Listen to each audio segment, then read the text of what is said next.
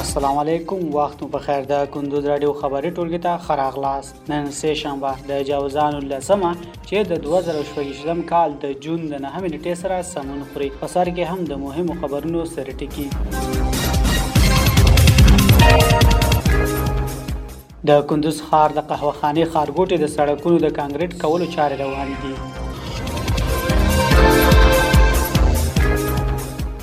افغانستان د تازه میوو د صادراتو د پراخېدو لپاره له ازبکستاني شرکت سره خبرې وشوې.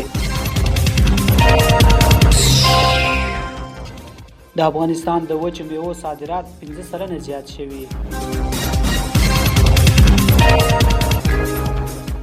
او قطر د ایران او امریکا ترمنځ د هوکړې او د سیمې د کړکېچ کمولو پر ملاتړ ټینګار وکړ. اوس هم بشپړ خبرونه ویان صدیق الله لیوال. د کندوز ښار د قهوهخانې ښارګوټي د سړکونو د کانکریټ کولو چارې روانې دي. د کندوز ښاروالۍ مسؤلین وایي چې د ښار د پراختیا او خدماتو د ښه والي په موخه د 11 سړکونو د کانکریټ کولو او د دواړو غاړو د ویالو جوړولو لویه پروژه په منظم ډول روانه ده. د مسؤلینو په وینا دغه پروژه د ښاري زیربناو د پیاوړتیا، د ترافیکي ستونزو د کمولو او د اوسیدونکو لپاره د اسانتیاو د رامنځته کولو په هدف تطبیقیږي. د معلوماتو له مخې د دې پروژې په چوکاټ کې به د څو سړکونو کار تر دې دمه بشپړ شوی او د شپږم سړک د بشپړېدو سره به پاتې برخې هم د پلان له مخې په دوامداره توګه تکمیل شي. مسؤلین زیاتوي چې د پروژې د کار د کیفیت او معیارونو ته ځانګړې پاملرنه کیږي او هڅه روانه ده چې د ټاکلي وخت له مخې چارې بشپړې شي څو د کندوز ښار د ترانسپورتي شبکې وضعیت لا ښه شي او خلکو ته باکیفیته خدمات وړاندې شي.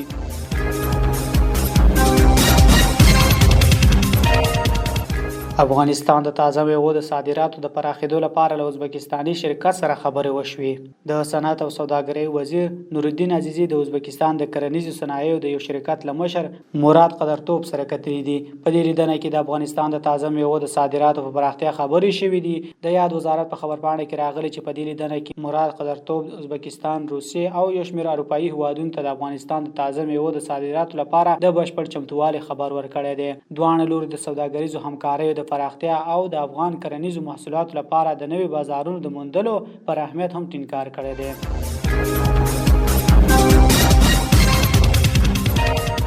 د افغانستان د وچو میوو صادرات 15 سلنه زیات شوي. د هرات د سوداګرۍ او پانګونې خونې ویلي چې په تیرو 2 میاشتو کې له افغانستان 3140 ټنه وچه میوه بېلابېلو هیوادونو ته صادره شوې ده.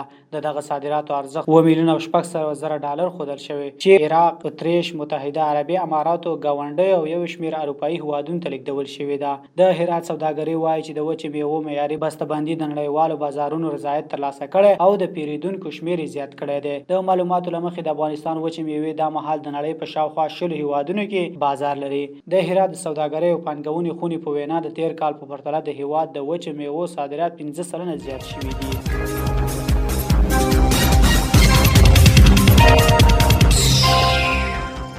او وروستۍ خبر دا چې قطر د ایران او امریکا ترمنځ د هوکړې او د سیمې د کړکېچ کمولو پر ملاتړ ټینګار وکړ.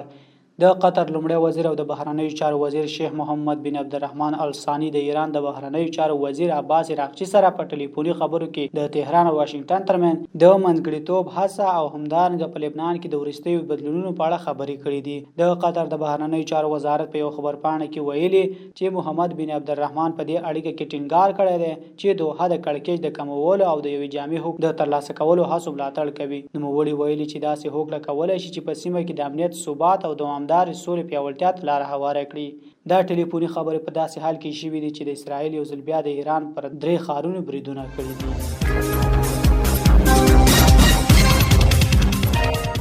دا و د دې ساعت خبرونه. تر بیا مو الله مل.